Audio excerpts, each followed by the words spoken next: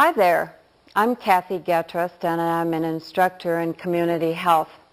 The topic of discussion today is going to be talking about the principles of skin care.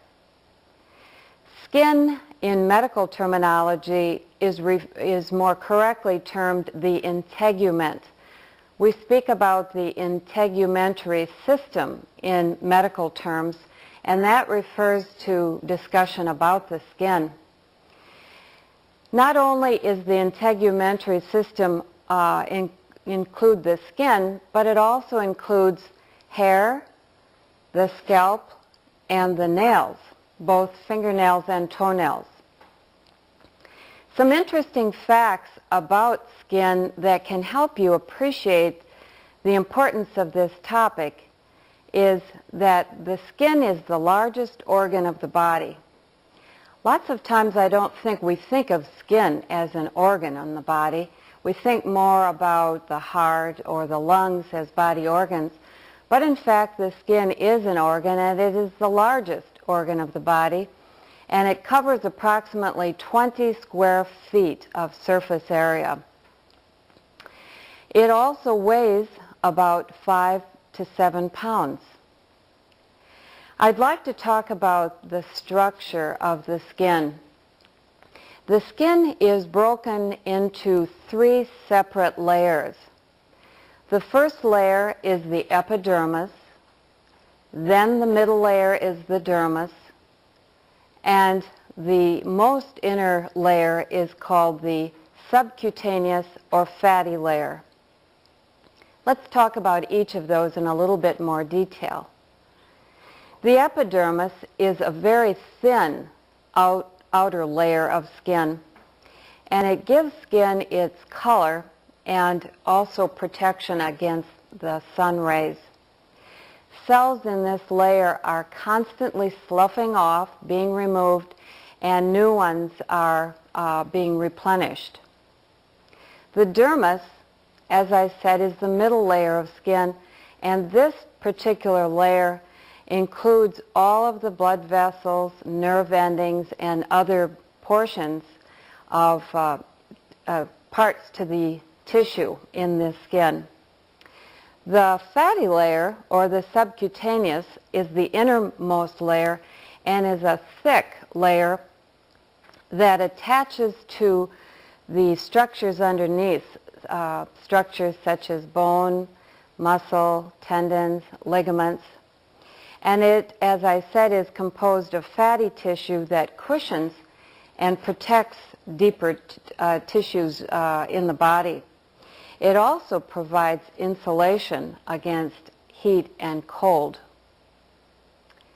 Hair, as part of the skin, is embedded in the dermis layer of the skin. You can see there a hair root that's embedded in the skin. What you can see next to the hair is the sebaceous gland. And a sebaceous gland secretes a thick oily substance through the ducts that lead to the skin surface. During the aging process, these oil ducts sometimes fail to function properly and the skin becomes dry, scaly, and delicate. Nerve endings are also embedded in this dermis layer. This is a sense organ. Nerves are sense organs that keep us in contact with changes in our environment. Nerves allow us to sense changes in heat, cold, pain, and pressure. Blood vessels are also in the dermis layer of the skin, and they provide nutrition to the skin and remove waste materials. It also brings heat from deep within the body to the skin surface so it can be removed. It is removed through sweat glands. Sweat glands produce perspiration that reaches the skin surface through tubes or ducts that end in openings called pores in the skin. The skin has multiple functions. Probably the most important function of the skin is its protection of internal organs. When the skin is intact, and by intact I mean not broken, no tears, not damaged in any way, the skin forms a protective layer so that germs cannot reach any of the organs deep within the body. Another function of the skin is the regulation of body temperature. The heat of the body is controlled by changes in the diameter or the size of the blood vessels in the skin. When heat is sensed, could be due to strenuous exercise, could be due to a fever, a hot day, then blood vessels will dilate or become larger and come closer to the surface of the skin, and that's how heat is given off the skin by enlarging the diameter or size of those blood vessels. Conversely, when it's cold and body heat is needing to be retained, those blood vessels move away from close to the surface of the skin and they constrict or become smaller, and as a result the heat is retained and the person will develop goosebumps, if you will, and that combined with the constriction of the blood vessels helps retain heat in the body. Another function of the skin is for the storage of fat and vitamins in the form of energy. Also, it eliminates wastes. Wastes we think of being eliminated through our stool and urine, but skin also eliminates wastes. Wastes such as urea, such as salts, such as lactic acid, and other wastes are removed from the skin. A function of the skin also is as a sense organ. It perceives changes in temperature as well as pain and pressure. Also lubricates the skin, and it does so by the use of the sebaceous glands. By having the sebaceous glands, the skin is kept soft and pliable. Another function is the production of vitamin D. Vitamin D is produced in the skin when the skin is exposed to sunlight. The last function that I'll be talking about is the skin has a function of the demonstration of emotions. I'm certain that you have experienced being in front of a group and your skin may get blotchy due to the anxiety, or it can become flushed, a reddish color, if you become embarrassed over a situation. So it does also demonstrate the emotions that we might be experiencing at a particular time. There are forces and factors that exist that work against skin health and increase the risk of injury to the skin. Skin health is especially affected by changes in the body. The first one, and probably the most important one that I'll be talking about, is the aging process. With aging, the skin becomes thinner and much more fragile than it had been in earlier years. It loses its elasticity, and that causes wrinkles and sagging of skin to develop. The skin dries and may become scaly. Vitamin D production is reduced, and skin no longer repairs itself or heals itself nearly as readily as it has in the past. The fatty layer, or the subcutaneous layer that provides padding, becomes thinner, and that leaves the skin with less insulation. You may note from your personal experience that frequently elderly people seem to wear many more clothing even on a hot day than the rest of us do. It's not uncommon for them to be all wrapped up in a shawl or in a sweater on what seems to be, to you and me, to be quite a warm day. And the reason for that is the loss of that fatty layer that has provided the insulation and the warmth in the past and is no longer there for them. Also, the sensitivity of nerve endings is diminished.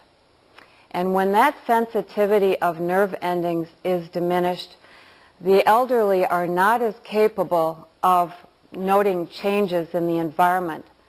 For example, they might go out on a cold day, wander out if they might be demented, and frostbite might result because they are not able to sense the changes in the temperature. So also putting the person in a shower or hot bath that is hotter than it should be. Normally it should be 105 to 110 degrees Fahrenheit for water temperature.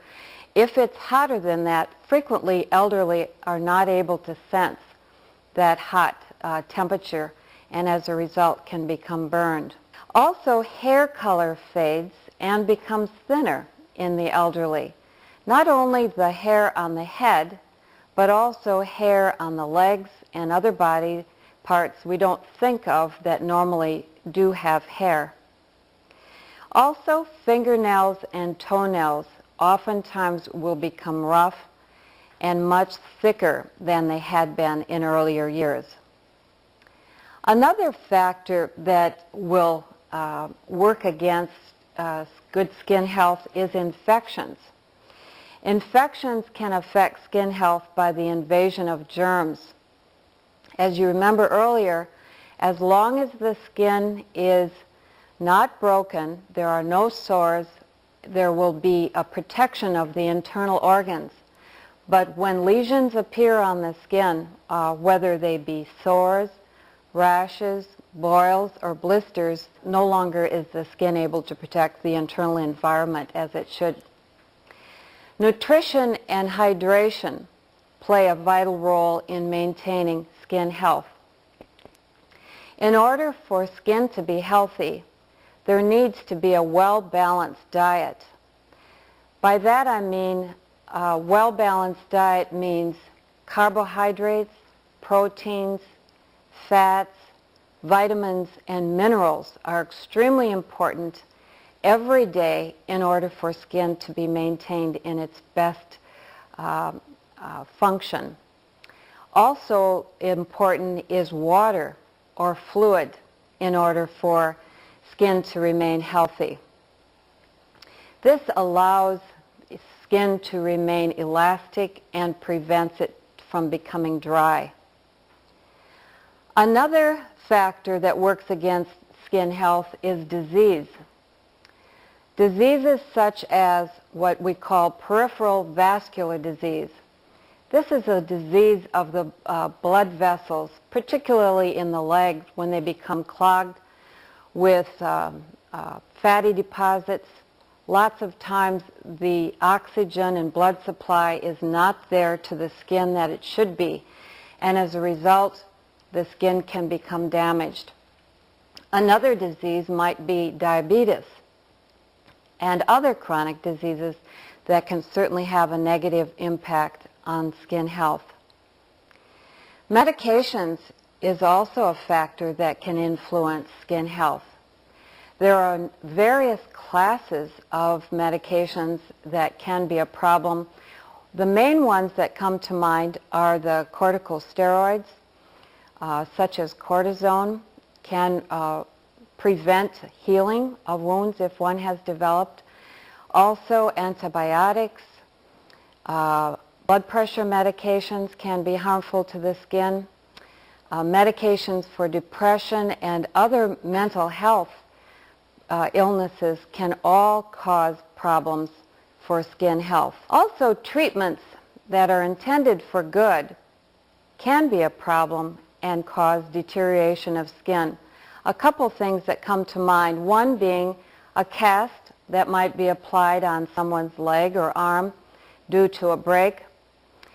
If the cast rubs against the skin or if moisture gets underneath the cast material, that's going to be damaging to the skin layer underneath the cast. Also, Patients will have radiation treatments for cancer many times. And if the radiation gets on the skin, it becomes inflamed sometimes and can be burned and damage the skin. Caregivers, such as yourselves, can oftentimes be the first to notice subtle changes in the skin. And this is very important because it can signal serious health problems. The reason why you may be in a position to detect subtle changes is that you're there caring for these patients day in and day out, and you can see the changes as they occur more quickly than people who see them less frequently. When examining a person's skin, be sure to note normal and abnormal features of the skin. First, let's talk about what is normal for skin appearance. There are some key features of normal skin. First, normal skin is soft and pliable. That means it's not rough, it's not scaly, it's not dry, or it's not too oily. Also should be smooth. That means when you touch the skin, you should not feel any lumps or bumps on the skin surface. There should be a uniform warmth to the temperature of the body. Shouldn't be too hot, shouldn't be too cold. The best way to detect the temperature of the skin is by use of the back of the hand. If you notice how I'm touching the back of my arm, this is the way that you would want to detect the temperature of the skin throughout the body, starting at the top and going down to the legs and feet. And be certain that the body temperature is uniform throughout. Also, there should be the same coloration over the entire body.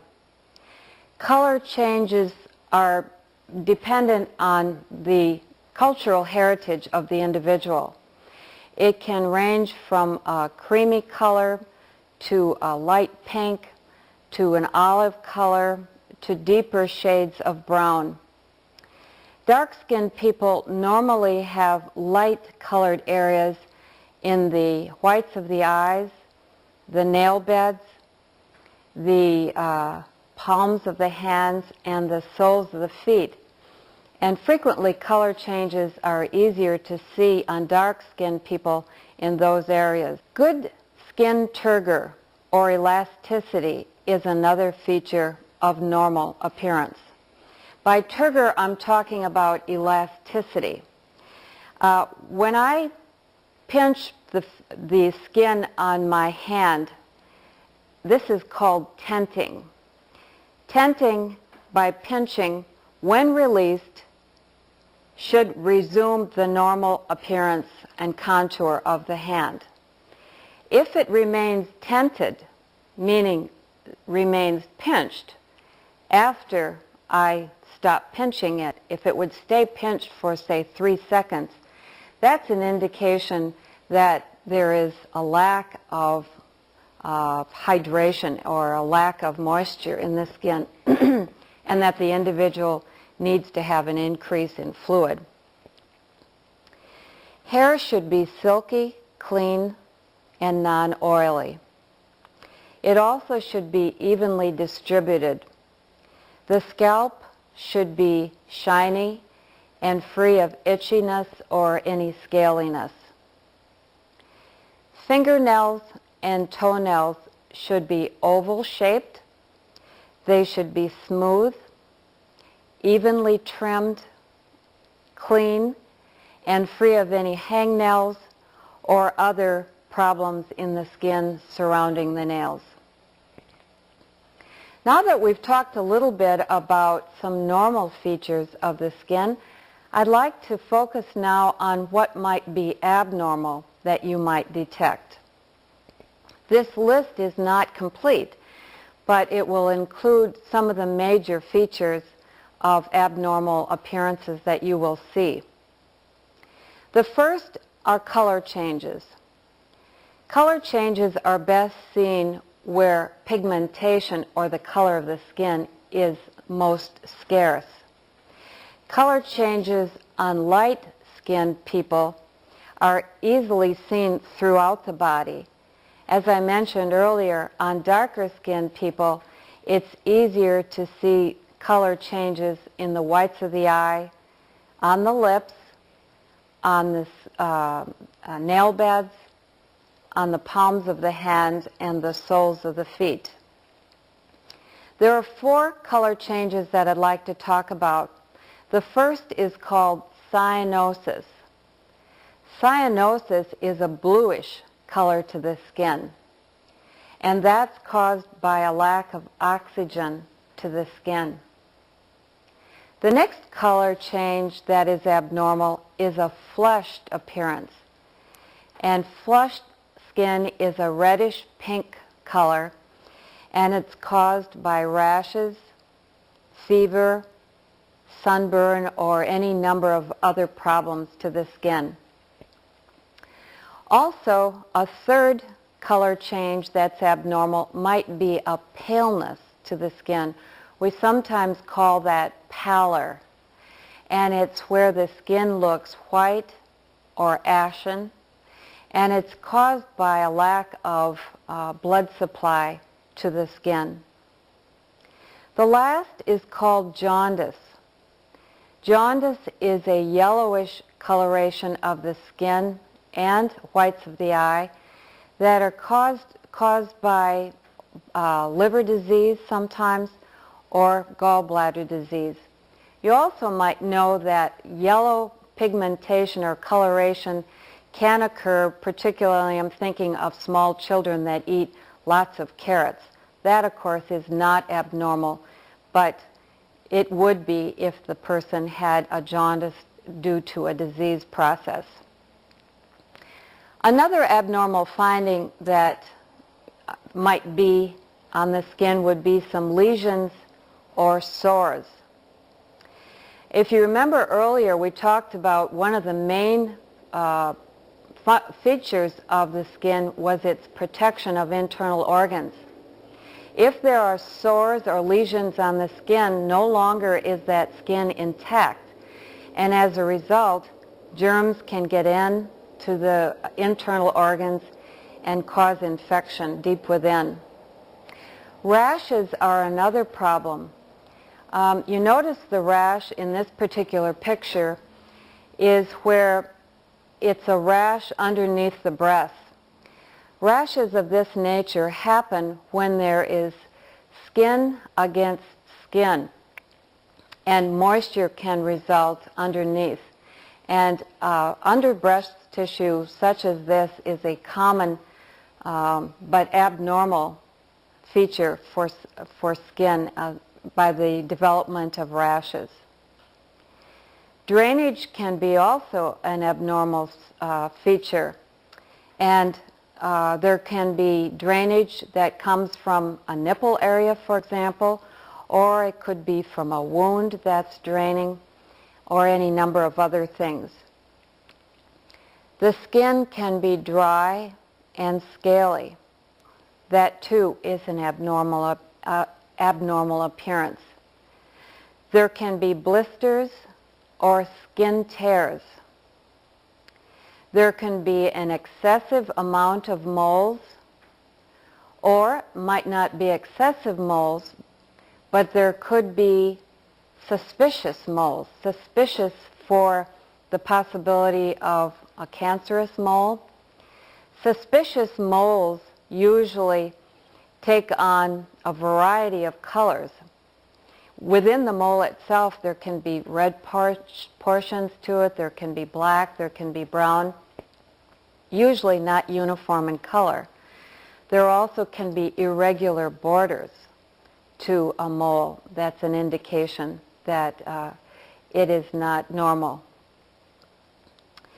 Alopecia is a term that we call for hair loss. Hair loss, if you remember, can not only be from the head, but can also be from the legs and other parts of the body. It's extremely important to report these abnormal appearances of the skin immediately to the nurse. Why is that so important?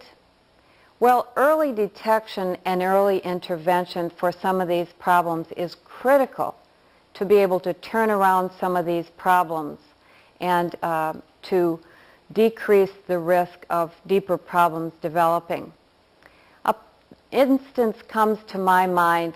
Let's just say that you're bathing an individual.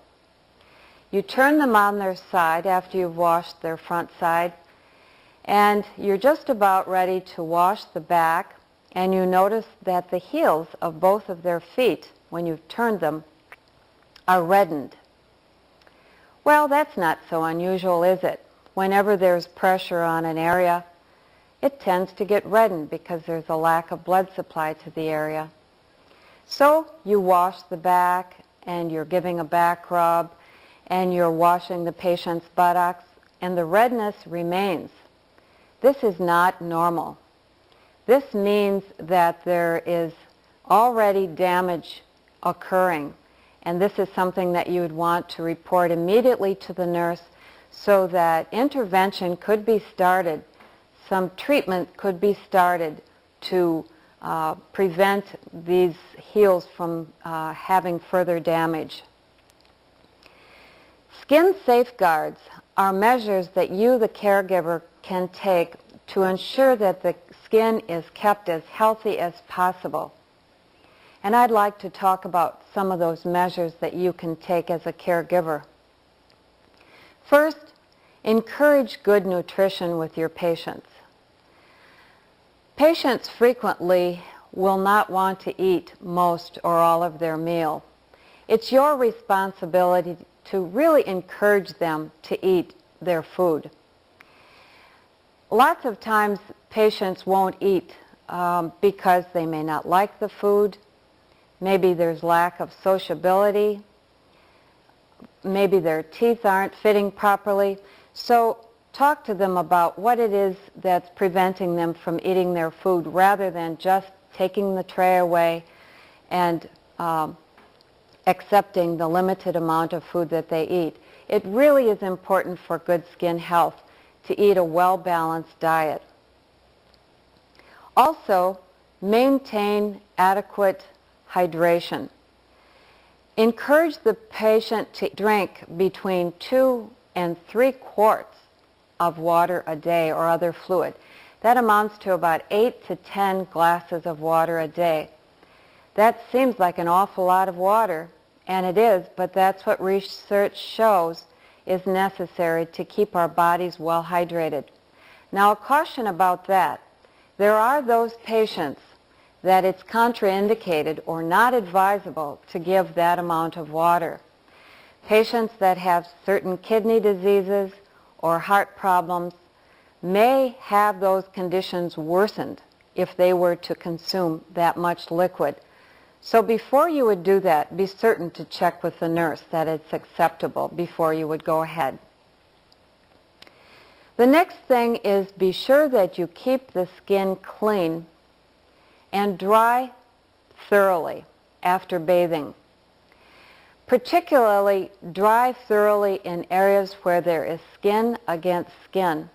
I'm thinking about under the armpit, under the breast, in folds of the skin, between the legs, and between the toes. Without dryness in those areas, it is a perfect harbor for germs to develop and skin to start to break down. Use only mild soaps. You see some examples of mild soaps here. By using harsh antibacterial or deodorant soaps, they have chemicals in them that cause excessive drying and should be avoided with your patients. Soak nails in water before trimming them so that they are soft and will cut evenly and that splintering will not occur. Pat the skin instead of briskly scrubbing or rubbing the skin too harshly. Use tepid water. Tepid, I'm meaning 105 to 110 degrees when bathing. Do not use excessively hot water. Use moisturizing lotions as needed. This will help for patients who have itchy skin or excessive dry skin. Use barrier creams on the buttocks and perineal areas, particularly for patients who have dampness or stool due to incontinence. Some patients, as you know, have leakage of urine and stool, and it gets on their skin, and the chemicals can be very harsh and can cause skin damage. So by applying a barrier cream, it prevents those chemicals in the urine and the stool from getting through onto the skin itself. Reposition a person's body at least every 1 to 2 hours so that they're not lying on the skin for any extensive length of time. Dress patients appropriately for weather conditions. Protect the skin from sun exposure by having the patient wear a protective hat and sunglasses. And also use a skin block with a high sun protection factor. You've learned a lot today about skin health and ways to safeguard it. By practicing these skin measures, you can ensure that your patient's skin can be maintained in the very best fashion possible. Thanks for your attention.